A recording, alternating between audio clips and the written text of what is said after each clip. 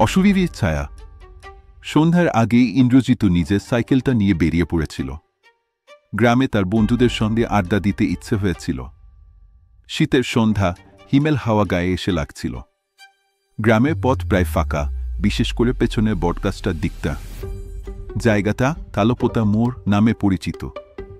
এই জায়গা নিয়ে গ্রামের মানুষের মুখে মুখে বহু কাহিনী। কেউ বলে রাতে ওই বটগাছের নিচে অশরীরী ঘোরে, কেউ কেউ বলে সেখানে নাকি অলৌকিক ছায়া দেখা যায়। ইন্দ্রজিৎ এসব ভূতের গল্পে বিশ্বাস করে না।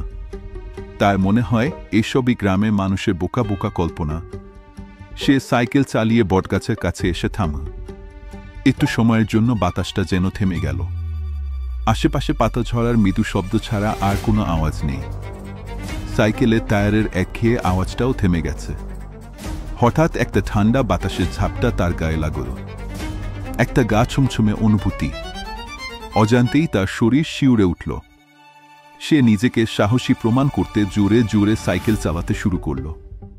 ঠিক সেই সময় একটা নারী কণ্ঠ ভেসে এলো, এই শোনো, একটু দাঁড়াও। ইন্দ্রজিৎ থমকে গেল। সন্ধ্যার অন্ধকারে কোনো মানুষ খুঁজে পাওয়া যায় না, কিন্তু কণ্ঠটা যেন একেবারে তার কাছ থেকে ভেসে এল। সে পেছনে তাকাল। কোথাও কেউ নেই। কে? সে চিৎকার করে জিজ্ঞেস করল। কোনো উত্তর নেই, শুধু অন্ধকার আর শীতল বাতাস। ইন্দ্রজিৎ গায়ের রক্ত জল হয়ে যাওয়ার মতো অনুভব করল। সে আবার সাইকেল চালানো শুরু করল, কিন্তু যতই চালায় মনে হলো সে যেন একই জায়গায় ঘুরে বেড়াচ্ছে। বটগাছটা আবার তার সামনে চলে আসে। তুই পালাতে পারবি না, সেই নারী কণ্ঠ আবার শোনা গেল। এবার শব্দটা যেন একেবারে তার কানের পাশে। ইন্দ্রজিতের চোখে ঘাম জমে গেল। সাইকেল থেকে নামতে গিয়ে সে হুঁচ খেল। আর তখনই তার চোখে পড়ল একটা ছায়া, যেন কোনো এক নারীর ছায়া, অথচ কেউ নেই। ছায়াটা তার দিকে এগিয়ে আসতে লাগল। কে তুমি? তুমি কি চাইছ? ইন্দ্রজিৎ অসহায়ভাবে চিৎকার করল। কোনো উত্তর নেই। ছায়াটা হঠাৎ করেই হাওয়ার মতো ভেঙে গেল, কিন্তু তার চারপাশে একটা অদ্ভুত গন্ধ ছড়িয়ে পড়ল, পচা গন্ধ, মাটির সঙ্গে মিশে থাকা কোনো পচা মৃতদেহের মতো। তারপর সে শুনতে পেল নরম হেসে ওঠার শব্দ। ছায়াটা আবার গাছের ডাল থেকে ঝুলে পড়ল। এবার সে বুঝল এটা কোনো মানুষ নয়, অশুভির। ইন্দ্রজিৎ আর নিজের সাইকেল ধরার চেষ্টা করল না। সে প্রাণপণে দৌড়াতে লাগল, কিন্তু তার পা যেন মাটিতে আটকে যেতে চাইছে। পেছনে ঘাড় ফিরিয়ে তাকানোর সাহস নেই। সেই হাসি আর নারী কণ্ঠ তার পেছন পেছন আসতে লাগল।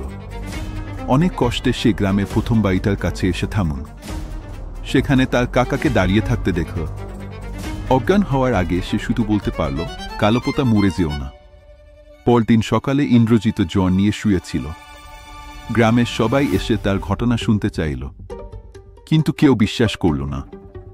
শুধু গ্রামের এক বৃদ্ধা, যার বয়স ৮০ কাছাকাছি, বলল বটগাছটার নিচে যে নারীটা ছিল সে বছর ২০ আগে আত্মহত্যা করেছিল।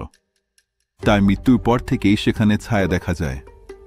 ওদের জায়গায় পা দিলে তারা সহজে ছাড়ে না। ইন্দ্রজিতের শরীর কাঁপতে লাগল। সে প্রতিজ্ঞা করল আর কোনোদিন সন্ধ্যার পর ওই পথ মারাবে না। এই গল্প থেকে বোঝা যায় গ্রামের পুরনো কাহিনীগুলোকে অবহেলা করা ঠিক নয়। অনেক সময় তারা সতর্কতা দেয়, যা উপেক্ষা করলে জীবনের ঝুঁকি হতে পারে।